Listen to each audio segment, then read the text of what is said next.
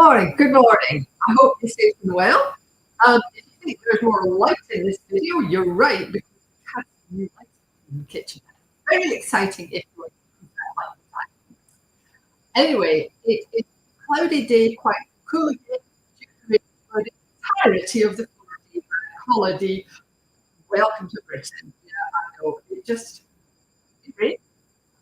So, yeah, what we've got for today. Well, first of all, there's a list of authorisations to use things like that in Chrome 20, mainly for aerospace here in the UK, that the HSE have just published, obviously allowing to go in. And it reminded me that there have been rumours that they're going, certainly the EU are replacing authorisation that is currently in place for completing with a restriction instead, which would mean people aren't paying money to have the authorisations. The whole process is a lot more streamlined, and a restriction can ban something or limit the uses of something just as effectively as an authorisation, but it doesn't have a sunset date on it. They're given the enormous amount of time that it takes for literally every nothing goes on an aircraft, and the fact that you have to replace the light for life, and you're looking at least a 20-year life cycle of crew, if not into infinity for safety reasons, then I think that would be a really good move. Why are we talking authorisation, to be perfectly honest? It's been invented by bureaucrats for the sake of banning things without really understanding they might have essential uses. So anyway, I've put the link to the list of authorisations below this video, just in case you happen to be interested on that topic.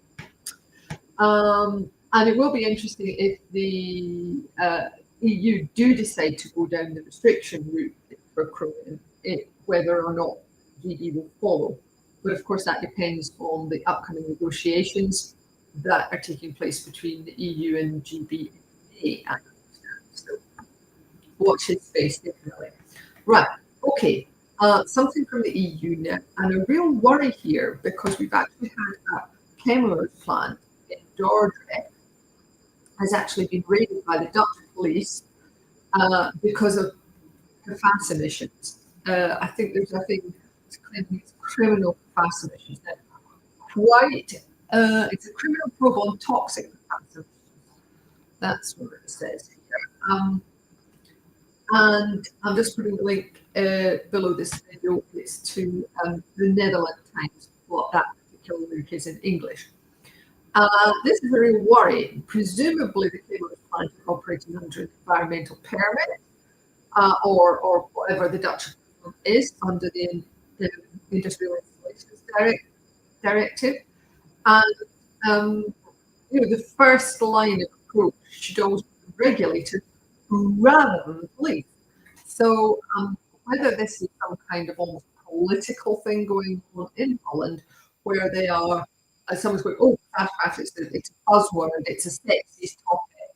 We must be seen to be doing something about it. Or whether there's genuinely something really serious going on there, it's completely unclear. And of course, Chemours are cooperating with the authorities, made a public statement about that, as any responsible chemical company do. Another watch this space moment.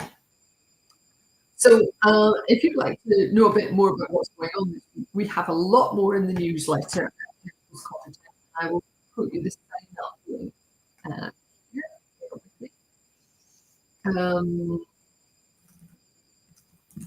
We're unusual in that we're a day early because, of course, it's Monday, Thursday today, and tomorrow is Friday, which is the bank holiday in the UK. So the newsletter is coming out a day early, and it will be this week's newsletter will be out at 9:30 today. I want to give you a little heads up on something that I thought was most amusing. Last week we were talking in the newsletter about peanut butter and how it's going forward for harmonised classification. And one of our readers said, "Oh, hang on a minute. Are you aware that peanut butter is classified as a liquid for transport in the United States? You can only take 100 ml on board, and they will check your baggage for peanut butter." And it's Although, as you said, good luck if it's a liquid. Good luck with inhaling it. Yeah. Uh, so I've actually got the link to the transport information, and I'm just popping that below this video now as well, because it's amazing things that our foodstuffs aren't necessarily considered safe or non-hazardous in other regimes. And equally, things that are classified as toxic under CLP uh, are not classified as hazardous necessarily under, for example, when they're being used as medicines.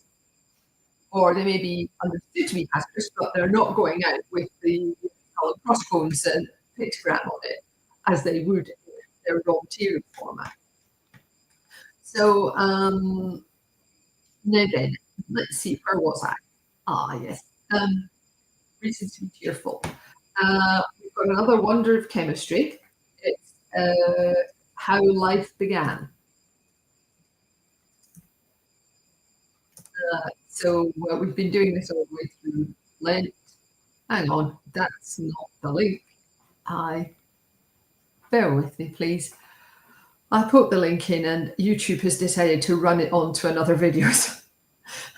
Great, just what we need. So let me pick the link up here for you. Obviously, if you're watching this live on LinkedIn, everything is going to come out a bit later because my streaming software and LinkedIn don't speak to each other and I need to put the links in manually. Apologies. So that's the Wonders of Chemistry link.